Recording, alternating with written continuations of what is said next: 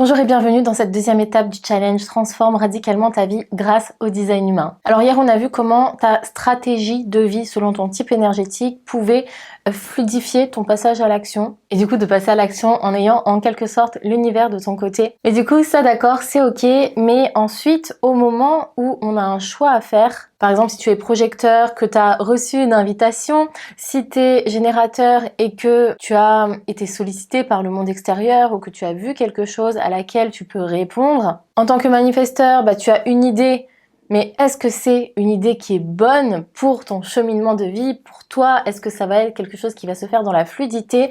Pour ça, on a chacun un GPS intérieur qui peut nous aider à prendre les bonnes décisions.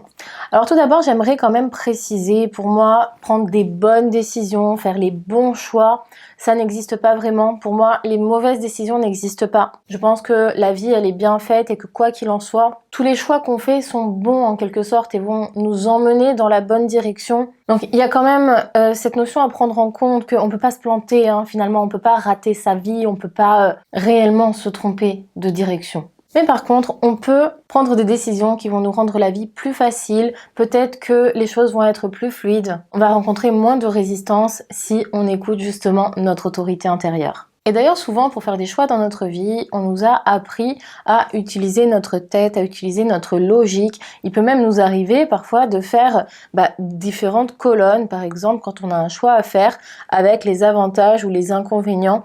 Imaginons si on doit changer de travail, si on doit choisir un projet, eh bien, on peut réfléchir pendant longtemps et se dire « Ah, c'est bien si je vais là parce que ça. » Ou « C'est bien que je fasse ce choix-là parce que ça. » On trouve des réponses mentales, des réponses logiques qui nous rassurent et on pense que ça nous aide à aller dans la bonne direction. Et puis finalement, avec le design humain et puis d'ailleurs plein d'autres outils ou plein d'autres courants de pensée, eh bien on se rend compte que lorsqu'il s'agit de prendre des décisions pour nous-mêmes, c'est pas notre tête qui sait, c'est pas notre mental, mais c'est notre corps. On va prendre l'exemple d'une femme qui, toute sa vie, on lui a dit, pour être heureuse, il faut que tu trouves un mari aimant, il faut que tu gagnes de l'argent, que tu aies des enfants, que tu aies une belle famille, peut-être même que tu aies une belle voiture, un chien, etc. Un petit peu cet idéal de vie parfaite. Et peut-être que cette femme, avec cette idée en tête qu'on lui a conditionnée, eh bien peut-être qu'elle y arrive. À 30 ans, elle a peut-être donc trouvé un mari, elle a commencé à avoir des enfants, elle a un chien, une belle voiture, un travail, et pourtant elle ne se sent pas heureuse. Et c'est là qu'elle va rentrer dans un espèce d'état contradictoire avec la tête qui lui dit « Mais regarde, tu as tout pour être heureuse ». Et son corps, il dit « Oui, mais je ne suis pas heureuse ». Et finalement, on se rend compte que là, peu importe les raisons logiques que va trouver la tête pour dire « Mais si, regarde, tu as un mari qui t'aime, tu as des enfants, tu as ci, tu as ça, tout est bien, tout se passe bien dans ta vie », c'est le corps qui a raison, c'est le corps qui est vraiment capable de dire « Oui, mais est-ce que je me sens bien ou est-ce que je me sens pas bien ?» C'est pas la tête. C'est le corps qui sait vraiment si on se sent bien ou si on ne se sent pas bien. Et en fait, le design humain, il nous permet de gagner du temps. De gagner du temps et de directement aller du coup dans des directions qui vont être bonnes pour notre corps, dans lesquelles on va se sentir bien. Et du coup, parfois, ça va pas être dans des directions logiques. Peut-être que parfois, notre corps, il va nous emmener dans des directions qui, pour le mental, vont sembler complètement folles, complètement hurluberlues et complètement contraires à ce que lui, il aurait décidé. Mais le corps, il sait. Et plus précisément, certaines parties de notre corps. Étant donné que nous sommes tous différents, eh bien, on ne fonctionne pas tous pareil. Et le design humain, il nous permet vraiment de détecter quelle partie de notre corps énergétique est fiable pour nous, en tant qu'individu unique, pour prendre des décisions correctes pour nous. Et il existe exactement 7 autorités intérieures. Donc si vous ne vous en souvenez pas, n'hésitez pas à refaire le test. Je vous ai remis le lien en dessous de la vidéo, que ce soit dans le mail que vous recevez avec le challenge ou alors dans la description de la vidéo YouTube. N'hésitez pas à faire le test et de regarder votre autorité intérieure. Ça va être soit une autorité émotionnelle, parfois c'est écrit plexus solaire, ça c'est environ 50% de la population, moi-même j'ai une autorité émotionnelle, soit une autorité sacrale, soit une autorité splénique, donc parfois c'est écrit le spleen, la rate, l'autorité de l'instinct, de l'intuition, soit l'autorité de l'ego, soit l'autorité autoprojetée du centre G. En anglais, ça peut être écrit self-projected, quelque chose du genre. Je suis pas hyper forte en anglais, mais ça ressemble à ça. Et puis les deux dernières autorités intérieures, ce sont des autorités très spéciales. C'est l'autorité environnementale et l'autorité lunaire. Si vous avez le moindre doute, n'hésitez pas à me poser des questions en commentaire ou à m'envoyer un mail ou un message sur Instagram. Comme je vous l'ai dit, je réponds vraiment à tout le monde, même si parfois ça peut prendre un petit peu de temps. En tout cas, voilà, vous avez obligatoirement une de ces 7 autorités intérieures. Et ça va être vraiment grâce à celle-ci que vous allez savoir comment prendre des décisions correctes pour vous. Des décisions qui vont être fluides, dans lesquelles votre corps va se sentir bien et surtout des décisions qui vous appartiennent et pas des décisions qu'on vous a conditionnées, qu'on vous a inculquées avec des idées qui ne vous appartiennent pas. Alors comment est-ce que ça peut transformer ta vie de connaître ton autorité intérieure? Bon, la réponse elle est logique, hein, tout simplement, ça peut carrément fluidifier tes prises de décision. On a vu que la stratégie, ça fluidifiait ta façon de passer à l'action, mais là on a carrément un GPS, une boussole intérieure qui nous permet de prendre des décisions dans lesquelles on va se sentir bien. Et c'est un petit peu le but de tout le monde, hein. On a envie de faire les bons choix dans notre vie, ou en tout cas des choix qui vont nous permettre de vivre de façon alignée, avec fluidité, en se sentant bien. Maintenant, on va voir les différentes autorités intérieures. On commence par l'autorité émotionnelle. Donc, il y a 50% de chances que vous ayez cette autorité-là. Moi, c'est mon autorité intérieure. Ça veut dire que votre plexus solaire est défini, est activé, que vous fonctionnez sur des vagues émotionnelles qui n'ont pas forcément de logique, mais vous êtes toujours dans des états d'humeur, d'émotion qui montent, qui descendent, positifs ou négatifs, intenses ou non. En tout cas, vous avez des émotions et des humeurs qui fluctuent et c'est totalement naturel. Et du coup, les émotions, souvent, qu'est-ce que ça fait? Ça peut parasiter notre prise de décision. Tout simplement parce que dans des états émotionnels intenses, on ne sait plus vraiment qu'est-ce qui est bon pour nous ou pas. D'ailleurs, ça arrive que lorsqu'on est émotionnellement touché, on dise des choses qu'on ne pense pas ou qu'on passe à l'action et qu'on le regrette ensuite. Par exemple, on ne prend jamais de décision lorsqu'on est dans une pleine crise de larmes ou alors au contraire dans une euphorie complètement gaga. Ça, c'est la première règle. Si tu as une autorité émotionnelle, c'est il n'y a pas de vérité dans l'instant présent. Il faut toujours attendre avant de prendre des décisions, d'être dans un état de clarté émotionnelle. Alors l'attente, ça peut être une nuit, ça peut être plusieurs jours, ça peut être plusieurs semaines pour certaines grosses décisions, comme par exemple les déménagements, les ruptures amoureuses, le changement de travail, etc. etc. Parfois, on peut attendre plusieurs semaines, voire plusieurs mois pour être sûr d'atteindre la clarté et d'aller dans une direction qui va nous convenir émotionnellement. Mais comme je l'ai dit au début de cette vidéo, le but, ça ne va pas être d'utiliser ce temps d'attente pour réfléchir avec notre tête. Le but, c'est de ressentir les émotions qu'on ressent vis-à-vis de cette décision. Comment je me sens émotionnellement? Est-ce que je ressens des émotions agréables? Est-ce que je ressens de l'anxiété? Selon l'état de la vague émotionnelle pendant ces jours, pendant ces semaines d'attente, on ressent les émotions vis-à-vis de ce choix, de cette décision, de cette direction, de ce déménagement, de ce nouveau travail, etc., etc. Et c'est en analysant, entre guillemets, ces ressentis que vous pouvez savoir si la direction elle est correcte ou non pour vous. Parfois, ça va pas sembler logique pour votre tête, c'est normal, mais c'est votre plexus solaire qui sait. Alors, c'est un petit peu bizarre comme autorité intérieure parce que d'un côté, les émotions, c'est pas fiable parce que ça fluctue, mais c'est également votre GPS intérieur et donc la donnée la plus fiable. C'est juste que le message, il prend du temps. La deuxième autorité intérieure, c'est l'autorité sacrale. Alors, si tu as une autorité intérieure sacrale, tu es automatiquement soit un générateur manifesteur. Et donc, on a vu que la stratégie du générateur et du générateur manifesteur, c'était de répondre à ce que la vie lui présente. Et ça, c'est parce que c'est ton centre sacral, ton GPS intérieur. Et ce centre-là, pour prendre des décisions correctes, il fonctionne en réponse. C'est pas un centre de conscience qui va avoir par exemple des états d'âme comme le plexus solaire ou alors des idées ou si tu demandes à ton centre sacral qu'est-ce que tu veux manger ce soir, il sait pas. C'est un petit peu comme un animal qui est au creux de ton ventre et qui ne peut répondre que par oui, non ou je sais pas. Donc il faut lui poser des questions précises ou alors il faut lui montrer quelque chose. Et lorsqu'il y a quelque chose qui le fait vibrer, là il peut se réveiller et dire oui ou alors non. Pas du tout. Donc si tu as une autorité intérieure sacrale, eh bien tu peux t'entraîner à poser des questions et à ressentir comment se comporte ton ventre.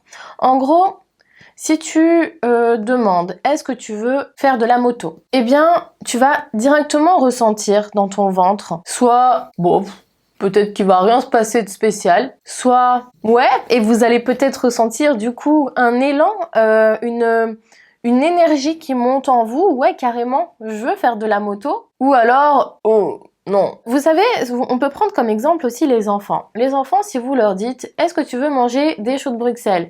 Et bien souvent, les enfants, ils vont répondre, bon, j'ai pris un exemple un peu bateau, mais ils vont répondre « Oh, ben non, avec un petit peu des bruits d'animaux. Et souvent, les enfants, on va leur dire « Mais réponds convenablement, ne réponds pas comme un animal, tu me dis oui ou non, ne me réponds pas comme ça, comme une bête sauvage. » Alors qu'en réalité, ces enfants-là, quand ils répondent comme ça, bah justement, ils écoutent leur centre sacral et ces bruits un petit peu bestiaux d'animaux, eh bien, c'est le centre sacral qui répond.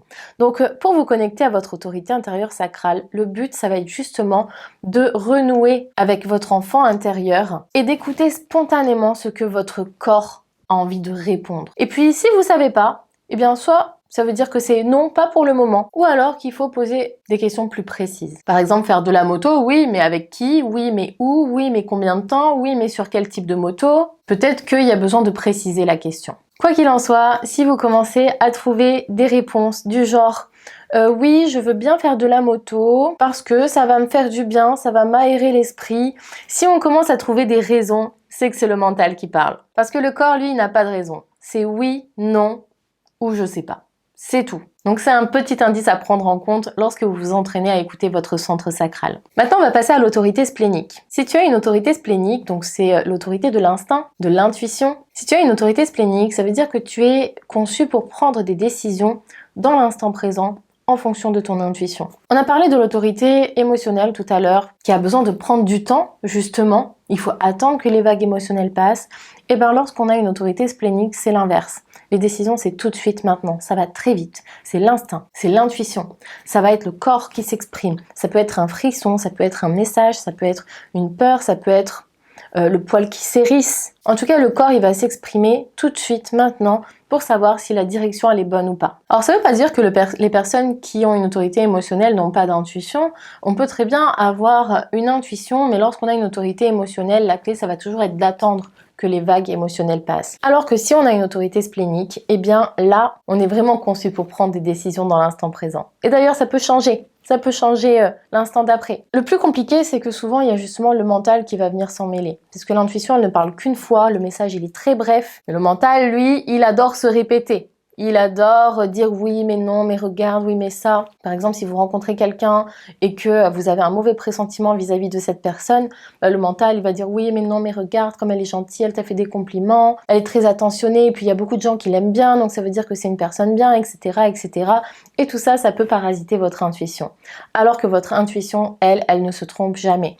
Donc la clé quand on a une autorité splénique, c'est vraiment d'essayer de se connecter à son intuition, se connecter à son corps. Pour ça, il peut y avoir des techniques comme des exercices de respiration, le fait de se promener dans la nature, de fréquenter des animaux, parce que les plantes et les animaux, c'est le centre splénique, c'est leur seul centre de conscience, donc le fait de les fréquenter, ça peut nous aider aussi à nous connecter à notre propre centre splénique. Donc si c'est votre autorité intérieure, ça peut vraiment transformer votre vie que de le savoir et surtout de vous connecter à celle-ci. Parce que toutes ces autorités intérieures, finalement, ça peut demander du temps de réussir à s'y connecter, ça peut demander aussi du courage, parce que écouter son intuition qui vous dit tout à coup non, il ne faut pas monter dans cet avion parce qu'il va se crasher, ça peut demander un certain courage de tout annuler, de dire à votre femme ou à votre mari non, finalement on va pas en vacances à Bali, on annule tout. Ça peut demander vraiment pas mal de courage et c'est pas forcément évident. Bon, la clé, ça va être quand même au début de s'entraîner sur des situations qui n'ont peut-être pas énormément d'impact sur votre existence et de pas bouleverser du jour au lendemain toute votre vie parce que vous avez entendu cette vidéo. Mais en tout cas, le cheminement, il peut commencer dès maintenant. Alors là, je vous ai parlé des 3 autorités intérieures principales. Les autres sont beaucoup plus rares. L'autorité du centre G, l'autorité de l'ego, l'autorité environnementale et l'autorité lunaire. Du coup, j'ai fait une vidéo séparée pour chacune des autorités intérieures. Je vais vous mettre le lien directement en dessous de la vidéo, que ce soit dans le mail, ça va être tout en bas de l'email, ou alors dans la description de la vidéo YouTube, je vais vous mettre les liens de chaque vidéo pour chaque autorité intérieure. Comme ça vous permettra vraiment de cibler votre autorité intérieure à vous, qui en plus là on rentre dans des autorités un peu plus subtiles, beaucoup plus rares, et ça permet de ne pas vous faire une trop longue vidéo. En tout cas, quoi qu'il en soit, dans ce 2e jour du challenge, vous avez 2 aspects majeurs qui peuvent avoir un impact important sur vos relations, votre qualité de vie, votre existence, votre façon de passer à l'action, votre façon de faire des choix. Et ça, vous pouvez commencer à l'expérimenter dès maintenant, petit à petit, comme je vous ai dit, sur des aspects de votre vie qui vont pas avoir un trop gros impact. Parce qu'au début, c'est pas forcément facile de se connecter à votre autorité intérieure. Peut-être que vous risquez de vous tromper. Pensez par exemple que c'est votre instinct qui parle alors que c'est votre mental, ou alors pensez que c'est votre sacral qui vous a dit « Ah ouais, ça vibre, je vais dans cette direction », alors qu'en fait, c'est peut-être une euphorie émotionnelle de quelqu'un d'autre qui ne vous appartient pas. Donc voilà, la clé, ça va être vraiment de s'exercer, de s'entraîner dès maintenant. N'hésitez pas à me dire en commentaire si vous avez déjà ressenti du coup votre autorité intérieure, parce que ce qui peut arriver aussi, c'est que parfois, on a tellement dénigré notre autorité intérieure pendant longtemps, depuis notre enfance, pour se consacrer à écouter notre mental, que des fois, on peut en être complètement déconnecté. C'est tout un travail que de se reconnecter à elle.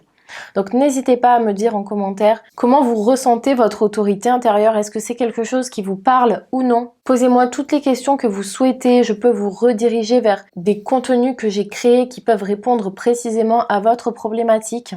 Le but de ce challenge, c'est vraiment de vous donner des pistes précises que vous pouvez expérimenter afin de voir justement à quel point le design humain peut être puissant. N'hésitez pas également à faire le point du coup sur votre journée d'aujourd'hui ou sur votre journée de demain, de mettre de la conscience là-dessus, sur votre façon de faire des choix dans votre quotidien, des petites décisions, les grandes décisions, et surtout partagez-moi tout ça en commentaire, ainsi que toutes les questions qui peuvent subvenir au cours de la journée, au cours de ces moments dans lesquels vous mettez de la conscience sur vos prises de décision. Voilà, votre mission donc aujourd'hui, demain, c'est de vous concentrer sur votre façon de faire des choix, de mettre de la conscience dessus. Et on va se retrouver demain pour le 3e jour de ce challenge, dont le thème va être « Libère ta vraie nature pour une vie alignée ». Là, on va regarder des aspects plus profonds et plus précis du design humain. Comme vous avez vu sur le schéma, il y a plein de formes, plein de chiffres, plein de couleurs, plein de symboles. Donc tout ça a une signification et peut vous apporter des données très précieuses sur vous, sur votre fonctionnement, sur votre mécanique. Donc soyez au rendez-vous, on va voir tout ça demain. Et en attendant, je compte sur vous pour mettre de la conscience sur votre autorité intérieure. Je vous remercie et je vous dis à très bientôt.